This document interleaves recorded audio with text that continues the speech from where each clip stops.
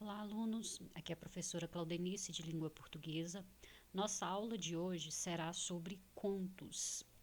Então vamos lá. Você sabe o que é um conto? Já escutou algum? Olha só, conto é um tipo de texto narrativo e ele traz o quê? Uma narrativa curta que envolve apenas um conflito. Apesar de breve, é uma narrativa completa com início, meio e fim. Os elementos que compõem o gênero conto são os mesmos que compõem o texto narrativo.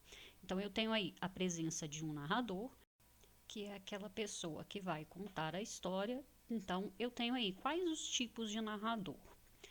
Eu tenho o narrador observador, que é aquele que conhece toda a história, todos os fatos que serão narrados, porém ele não participa dela. Isto é, não é um personagem.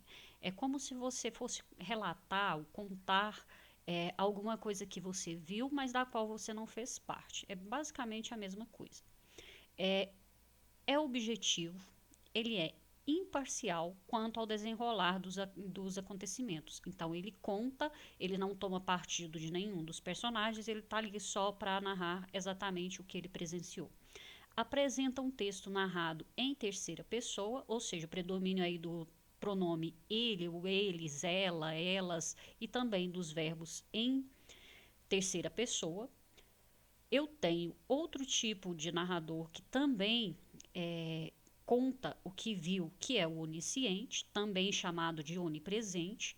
É um tipo de narrador que conhece toda a história e os detalhes da trama. O narrador onisciente, ele tem conhecimento sobre seus personagens, desde sentimentos, emoções e pensamentos. Então é como se ele estivesse ali na mente do próprio personagem, por isso ele é chamado de onisciente. A história é geralmente narrada em terceira pessoa e, portanto, o narrador não participa dessas ações. No entanto, por vezes, a trama pode ser narrada em primeira pessoa. Isso aí no caso do onisciente. Esse narrador onisciente, ele pode apresentar-se aí de três formas. Ele pode ser neutro, ele não insere observações sobre a trama, ele ocupa-se somente das descrições dos personagens e da narração da história. Sendo assim, seu relato é imparcial e não influencia o narrador. Apesar de ter domínio aí de tudo que o personagem sente, ele é neutro. O intruso, que recebe esse nome, pois ao mesmo tempo que narra a história, ele critica aí os personagens e insere juízos de valor sobre algumas ações. Ele é intruso justamente por essa questão de se intrometer e de dar a sua opinião aí sobre o fato que ele está narrando. Ou então ele pode ser múltiplo quando ele possui opiniões e visões diversas sobre os fatos. Ele influencia o leitor para que este tome alguma posição. Trata-se de um narrador seletivo, onde prevalece o discurso indireto livre, é livre para julgar e se posicionar sobre os fatos da trama e apresenta sempre a sua opinião. Então, esse é o narrador onisciente. O outro tipo de narrador é o personagem. O narrador personagem, ele conta a história ao mesmo tempo em que participa dela. Ele pode ser o personagem principal, no caso seria o narrador protagonista, ou mesmo um personagem secundário, que é um narrador testemunha, mas que também ali indiretamente participou dos fatos.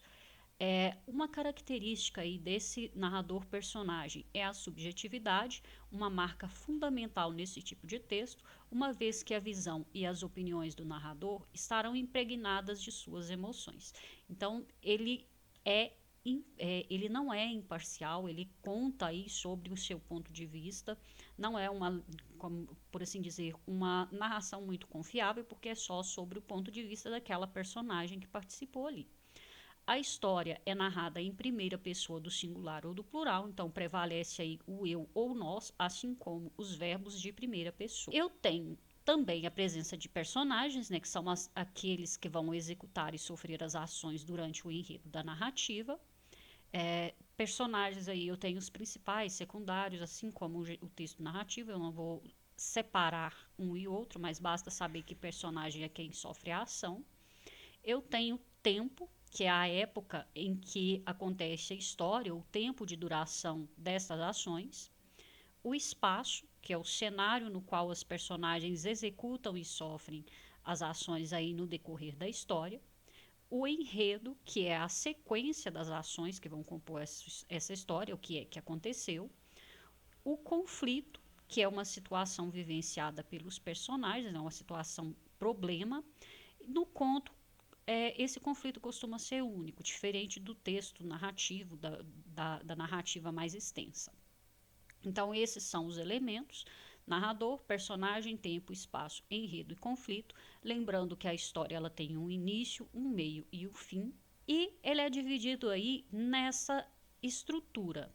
A introdução, que é o início da história, vai apresentar o contexto da narrativa, os personagens, espaço, tempo, os primeiros acontecimentos. Então, vai te situar aí em que momento acontece a história, com quem acontece.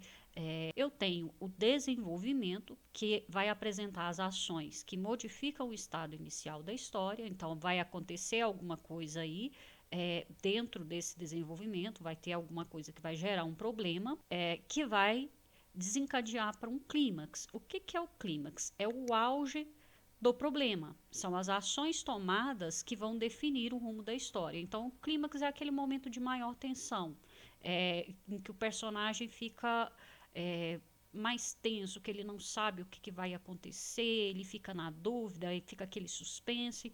Então, isso é o clímax. E a conclusão, que apresenta o final da história. Nesse final da história, pode mostrar que o problema foi solucionado ou não. Lembrando que nem sempre a gente tem um final feliz aí para as histórias. Vai depender da intenção do autor do texto ao produzir o seu conto. Basicamente, o conto ele apresenta a mesma estrutura do texto narrativo, no geral. A única diferença é que não é um texto muito extenso. Eu tenho contos aí que podem conter meia página, desde que tenha início, meio e fim. Então, conto é uma narrativa curta.